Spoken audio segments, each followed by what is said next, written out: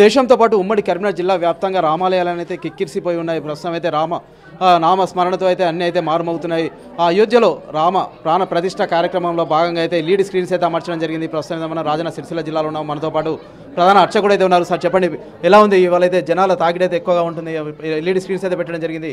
రామ ప్రాణ ప్రతిష్ఠ కార్యక్రమంలో భాగంగా పెద్ద ఎత్తున భక్తులు అయితే వస్తున్నారు. ఈ రోజు అయితే పండుగ వాతావరణం అయితే నెలకొంది. అంటే ఎలా చూడొచ్చు అంటారు? జై శ్రీరామ్, జై శ్రీమన్నారాయణ. ఈరోజు అయోధ్య రాముని యొక్క బాలరాముని యొక్క విశేషమైన ప్రతిష్ఠా దినం రోజున దాదాపుగా ప్రపంచమంతా కూడా 500 సంవత్సరాల నుండి ఎప్పుడైతుందా అని కన్నులలో ఇలా చూస్తూ కళ్ళు నిండాగా ఆ రామచంద్ర స్వామిని ఎప్పుడు ప్రతిష్ఠ అవుతుంది, అయోధ్యలో మా రాముడు ఎప్పుడు మళ్ళీ ఆ ఆలయ దర్శనాన్ని మా భక్తులకు ప్రపంచ భక్తులందరికీ కూడా దర్శనమిస్తాడు అని చెప్పి ఎదురు చూసే రోజు ఎప్పుడు అనుకునేసరికి రానే వచ్చేసింది. ఈరోజు వచ్చి చాలా అత్యంత వైభవపేతంగా అక్కడ ప్రతిష్టా కార్యక్రమాలు జరుగుతున్నాయి. అట్లనే ఈ దేశంలో ఉన్న భారతదేశంలో ఉన్న అన్ని రామాలయాలలో కూడా విశేషమైన కార్యక్రమాలు జరుగుతున్నాయి. తర్వాత అంతటా కూడా రామ మందిరాలలో అంత భక్తులతో కిటకిటలాడుతున్నది. తర్వాత ఈ భక్తులందరూ కూడా అయోధ్యలో అయ్యే యొక్క రామచంద్ర స్వామిని దర్శించుకోకపోయినా కానీ ఎక్కడ ఉన్న చెట్టు దగ్గర ఉన్న గుట్ట దగ్గర ఏ ఆలయం దగ్గర ఉండి కూడా రామ అని అనగానే ఆ రాముని యొక్క పరిపూర్ణమైన కృపా కటాక్షాలు మన అందరికి కూడా కలుగుతాయి. కాబట్టి అట్లా అందరూ కూడా వారి యొక్క భక్తి శ్రద్ధలను చూపిస్తున్నారు. తర్వాత ఇక్కడ మా దగ్గర కూడా ఈ బోయినపల్లి రామచంద్ర స్వామి ఆలయంలో కూడా విశేషంగా స్క్రీన్పై ఆ లైవ్లో చూపిస్తున్నారు.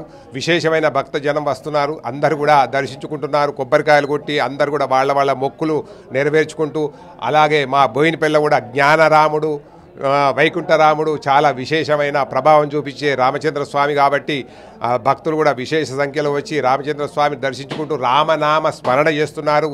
మొత్తం గుళ్ళో అందరూ కూడా ఆ విధంగా వారి యొక్క కోరికలు నెరవేర్చుకుంటున్నారు. తర్వాత ఈ యొక్క బాల రామచంద్ర స్వామి యొక్క ప్రతిష్టా మహోత్సవం మాత్రము ప్రపంచ భక్తులందరికీ కూడా విశేషమైన అనుగ్రహం లభిస్తుంది.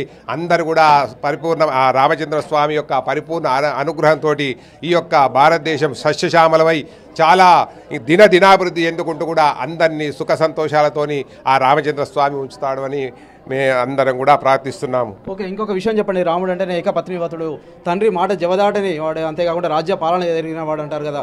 ప్రస్తుతం ఉన్న సమాజం అయితే చాలా వరకు ఇప్పటికైతే సొసైటీ అయితే చాలా వరకు అయితే ఒక రకంగా అయితే మారిపోయింది కదా. ఏం నేర్చుకోవచ్చు అంటారు రాముడి నుంచి? అయితే ప్రస్తుతం ఏం చెప్తారు మీరు? ఇప్పటికే రామచంద్ర స్వామి యొక్క ప్రతిష్టా ముహూర్తము జరగడం విశేషమే.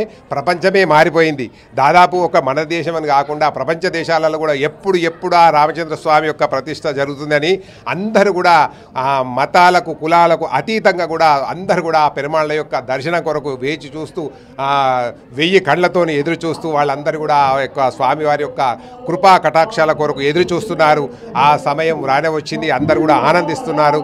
ఓకే, ఇంకా ఏం చెప్తారంటే ఇప్పుడు రామునికి సంబంధించి అయితే ఇప్పుడు ఆలయ ప్రధాన ప్రతిష్ఠ అయితే కార్యక్రమం కొనసాగుతుంది. అంటే ఇక్కడ ఎలాంటి కార్యక్రమాలు ఏర్పాటు చేస్తున్నారు సార్? మా దగ్గర బోయినపల్లిలో మాత్రం ఆ రామచంద్ర స్వామి యొక్క ప్రతిష్టా మహోత్సవం సందర్భంగా ఇక్కడ స్వామివారి యొక్క అభిషేకాలు, తర్వాత అష్టోత్తర శతనామాలు, స్వామివారి యొక్క సహస్రనామాలు, తర్వాత విష్ణు సహస్ర పారాయణాలు, తర్వాత లలిత సహస్ర పారాయణాలు ఇవన్నీ అత్యంత వైభవంగా చేస్తున్నారు.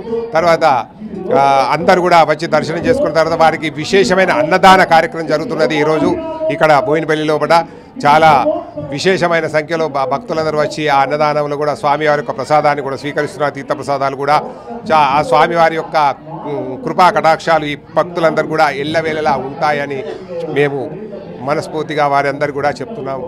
ఓకే సార్, చెప్పండి. ప్రస్తుతం అయితే రామనామ స్మరణతో అయితే అన్ని రామాలయాలు అయితే మారుమోగుతున్నాయి. ప్రతి హిందూ అయితే ఎంతో ఆప్యాయతో అయితే ప్రేమగా అయితే గుండెలకు హత్తుకుంటున్న సమయం అయితే ఆసన్నమైంది. ప్రస్తుతం అయితే ఇక్కడ చూసినా కూడా దేశవ్యాప్తంగా అయితే పూర్తిగా రామనామ స్మరణ ఒక్కటే వినిపిస్తుంది కదా. ప్రస్తుతం ఏమనిపిస్తుంది?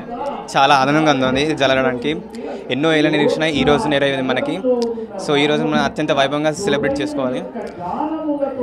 ప్రతి హిందూ ఇలాగే రాముని ఆలయంకి వెళ్ళి దర్శించుకొని వారి యొక్క కోరికలు నెరవేర్చుకోవాలి.